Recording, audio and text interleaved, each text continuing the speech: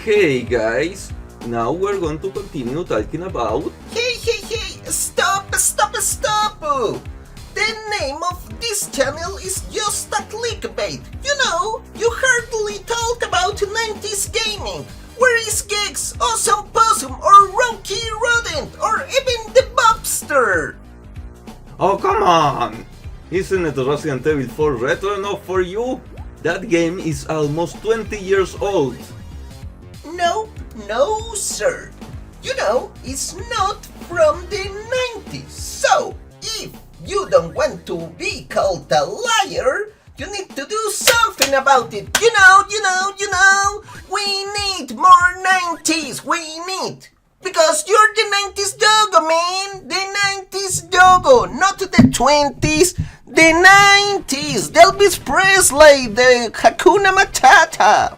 And, you know, I just have the perfect game for that. A true exponent and hero of the 90s in all his green glory. And I am not talking about Seinfeld or SWAT Cats. But from Jackrabbit, the mean green machine, the answer to Sonic for PC players. Ahem. Not a bad choice. Just was Epic Games' mascot long before Gears of War or Fortnite was a thing. And I guess it's only fair to let you choose the game this time since you didn't appear in the last two videos. Yeah. You know, prefer Dexter the Pester. You know, that guy always rubbed me in the wrong way. I need to give him a wetgie. He's a nerd, a big nerd. And yeah, even the name was cooler. Mega Epic Games, not the wimpy Epic Games. And yes, like any 90s mascot doesn't wear pants. But who cares? It's the fusion of Rambo and Bugs Bunny and with a BFG. So, take that, Sonicu! True. For me, Jazz was the closest thing PC had to its own iconic mascot. Because, even though Doom was all the rage on PC, it was too violent for that role. And Commander Keen had very primitive graphics. Like 8 bits at most. And its gameplay was too simple to be considered a edgy 90s mascot. And yeah, just like any cartoon animal, liked to run around naked, but also while shooting his gun to everyone. Oh, damn, that sounded far more perverted than how it sounded in my head. Yeah, Commander Keen looks like Mighty Max, you know, the gory version of Polly Pocket. Well, at least the toys, not the cartoon, obviously. But hey, back to the topic. Where is just Jackrabbit merchandise? He doesn't even have a Funko toy. You know, he's totally forgotten, like Screed Sharks. Nyek. I love the nostalgia goggles. I love it. Speaking of Jazz, despite only having 2 games and one being cancelled, Or Bobsy, don't forget about the Bobster. You know, he even had a pilot with Rob Paulsen. the 3rd game was cancelled, and it was going to be a 3D platformer, but it looked like one of those games that had difficulty with transitioning to 3D like Airworld Gym 3D, but that's not a fair comparison since the game was cancelled and in the internet there's only a floating incomplete beta of the game. The story is 90s in a nutshell. Some alien terrorist turtles want to conquer the planet Carotus and then the universe. Why? Because they are evil, obviously. And the turtle army kidnaps Princess Eva Erlong, and the leader of the turtles is the Evangel. Just a nerdy, evil turtle. Oh yeah, that's the good old stuff. In the planet Carotus live rabbits. Go figure. The story is basically your typical Saturday morning cartoon. It even comes with a comic book inside the manual. The villain is just a turtle version of Dexter the Pester, who, like Dr. Robotnik, uses different machines as bosses to face Jazz. And yes, I said Robotnik, not Eggman. Just Jackrabbit was one of the first games I played alongside Tyrian and Mega Man X. But the M-DOS version, not the Super Nintendo version. Just was everything a 90s hyperactive kid wanted. Good 16-bit graphics, speedy gameplay, and a likable character. And Bunny Boobs with Eva Erlong. Nyek, nyek, nyek. Yeah, and Bunny Boobs. You should stop watching Space Jam so much. It's not healthy. Along with Lemmings 3D, Ten Commando, and Descent, believe or not, the PC did have its own flavor. Mwah! In those days, to play video games, it wasn't just about to play Minesweep or create the Galactic Pinball. Jazz is a platform shooting game, like a mix between Sonic and Mega Man. A shooting game where quick reflexes and speed are the most important things you can do. The levels get more difficult as you progress the game. Reason why the game to be less frustrating has infinite continues, but you know, that's for noobs. After you finish a stage, if you have a red diamond, you are transported to a bonus special stage. Along with getting a high score at the end of each stage. Don't forget the score, it's all about 90s arcade, baby. Now, look, my score is better than yours. See? Red. Here, see the name? Red. R-I-A-D. R-I-D. I don't know how to spell my name. That sucks. The gameplay is simple but addictive. It is all about running, jumping and shooting, and using your arsenal of weapons to its full potential. Some levels even have some verticality and are more like a maze. It is not always just about running from left to the right, especially in later stages. You even have one of those water levels that you can swim. Jazz, like a lot of platform games, has some power-ups to make the levels easier, such as a force field that protects you from damage and an improved version of it. We also have super speed shoes to finish the levels faster. And yes, I know what are you all thinking. Sonic did it, but you know, so what? Even Jazz looks like a cooler version of Book O'Hare. So, deal with it. It's like Mega Man and Astro Boy. At least Mega Man used clothes, and Astro Boy only used some metallic underwear. A power-up that in some stages is able to make mega jumps. A hoverboard that you use in a few stages that's very fun and easy to handle. But the most iconic is a small green parrot that follows you around, shoots enemies, and also takes damage for you. And don't forget the rapid fire to keep blasting enemies.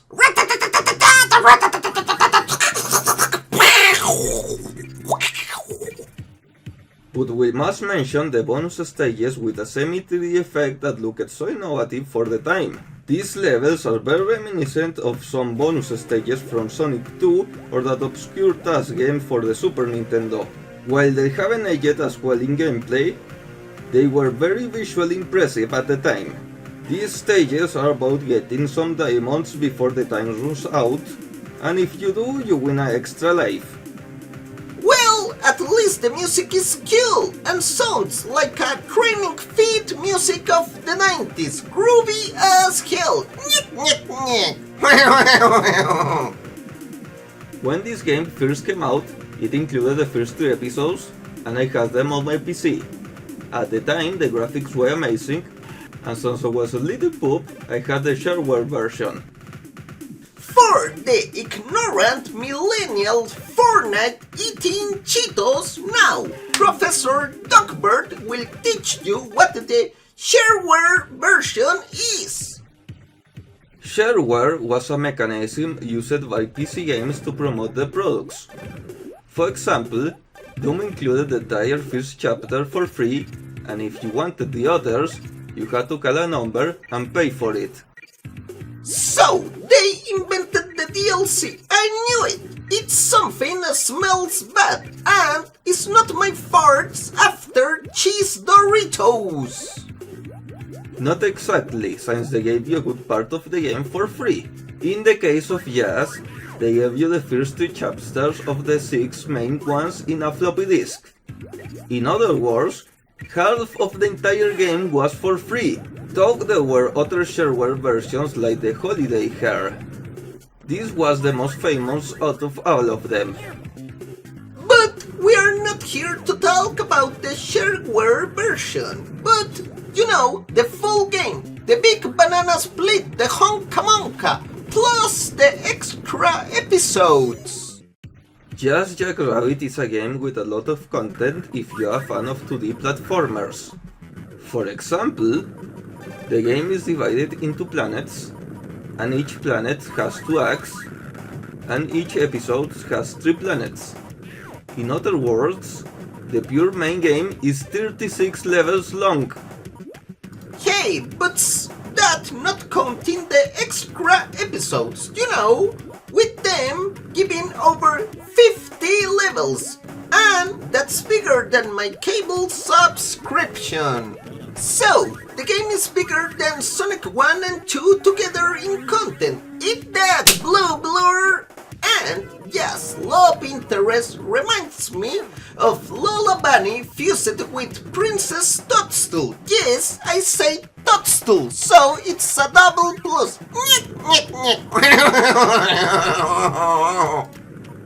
One thing that I almost forgot to mention is that this game has an excellent old-school soundtrack that reflects the atmosphere of the planet and level that you are currently in. And the music is quite groovy. Among my favorites are the themes of Medivo, Tube Electric, and Fanolint. I think this game's music rivals Donkey Kong Country or even Castlevania. Yeah, the music in this game rocks! Melt your ears! Those 16-bit MIDIs still rings in my ears, and I don't have ears! I am a frog, remember? Rabbit! But let the music speak for itself for a few moments. Here's a few examples of my favorite music from the game.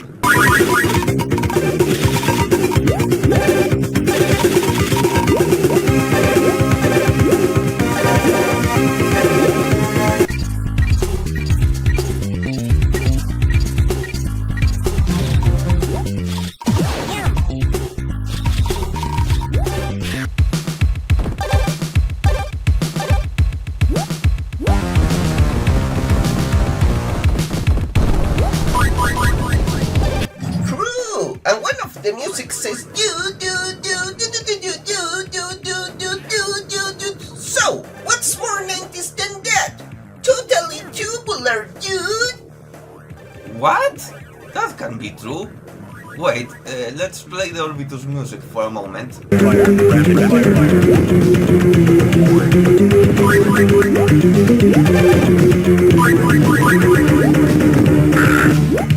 Oh, it is true. It does say do.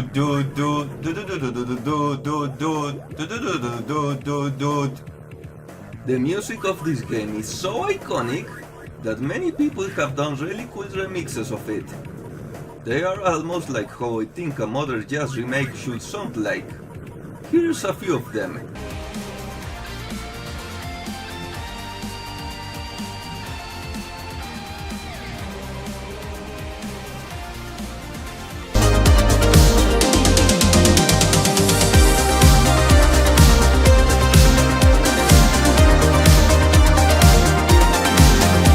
Let's not forget the boss thing, but sadly, the bosses aren't that difficult. But the Guardian logo at the end of an episode looks cool. You know, cool with K.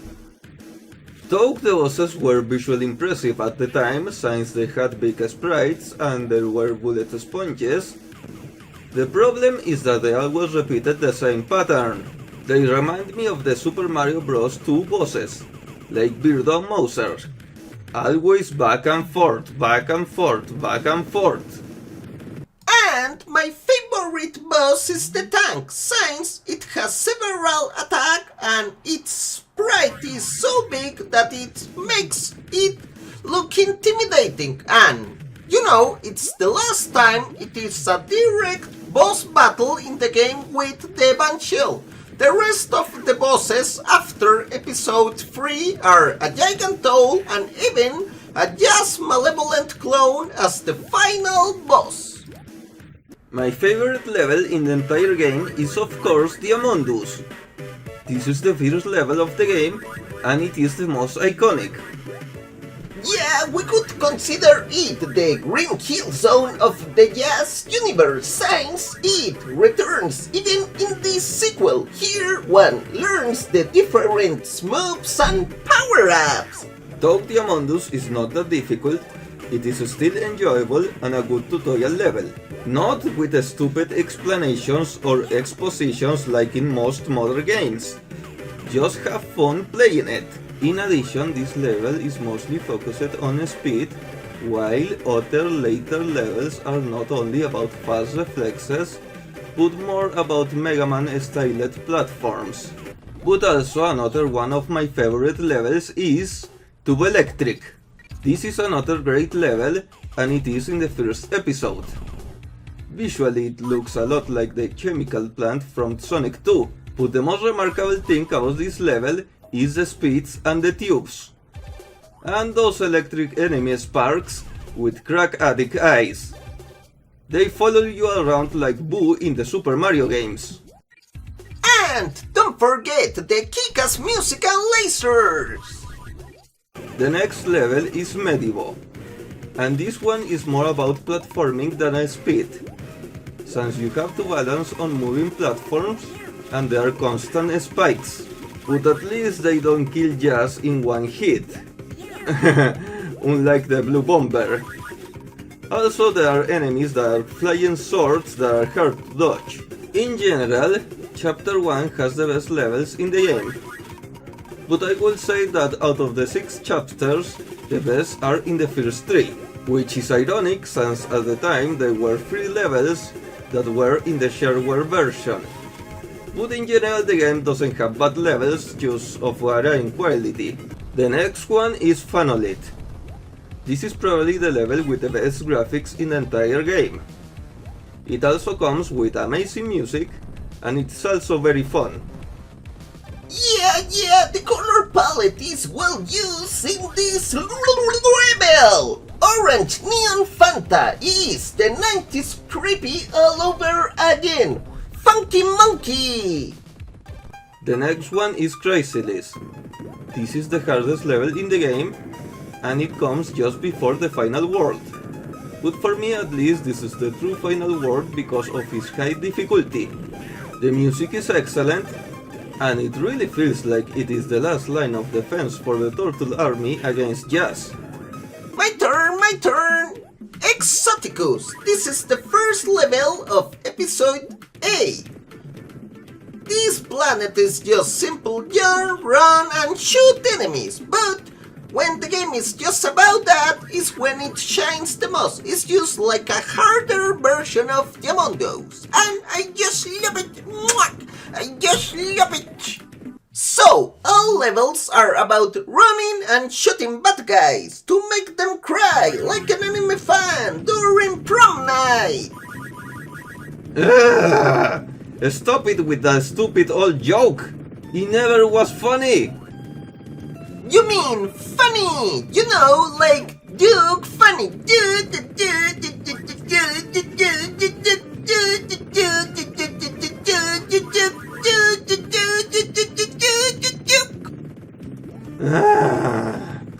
Please, can you at least make a new joke?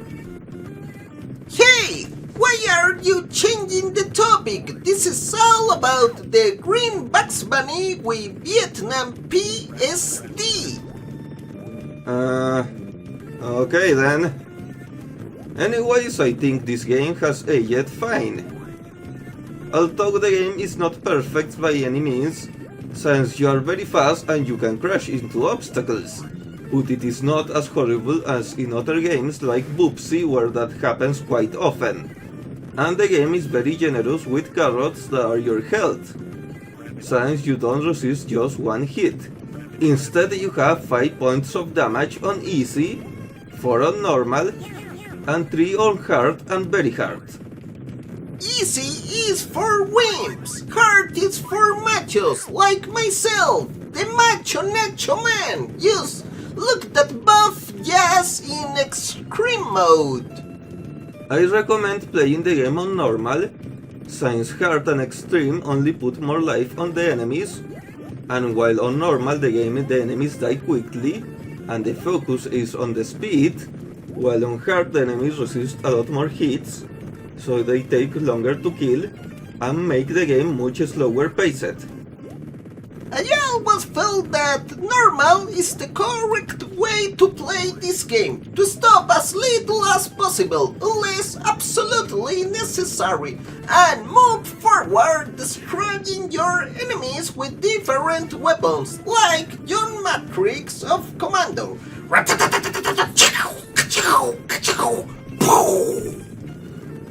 So, let's start talking about my favorite part. The guns, of course. The most basic weapon, the blaster, is a pea shooter, but it is quite useful, though my favorites are the toaster, that's a lot faster, and the missiles that go in a V shape. The other two weapons, the bouncer and the TNT, will not be used as often, so stick just to missiles and toasters. Though Jazz fell into oblivion, I think that he is still an important character in video games, and he should be revived with a new game, like Rayman Origins revived Rayman for a while. To just kill it off again after Legend, Ubisoft is the king of disappointment. Nyeh. In conclusion, Just Jackrabbit needs a comeback. He's an icon of 90s video games, though the game is not perfect, and not all aspects have aged so well. Like the bonus stages that were visually impressive at the time, but now look very dated. And it is also a game with lot of personality, and Jazz has the charisma to be as remembered as Airward Game, Sonic and Bubsy. You know, don't forget the Bobster! Like Boopsy. Sure. Anyways, I think that this will be a good time for Jazz to make a comeback with a modern 2D game like Sonic Mania that recaptures the best things from 1 and 2, with more playable characters like Spaz, or with a long campaign like the one of Jazz 1. But enough about that! Let's cut to what you all want to hear, the final score. And I give this game a 8 out of 10. It is a really good and underrated 90s classic. See? It wasn't so bad, the good old Jazz is still jazzy. Okay, not bad for your first pick. Now, get out.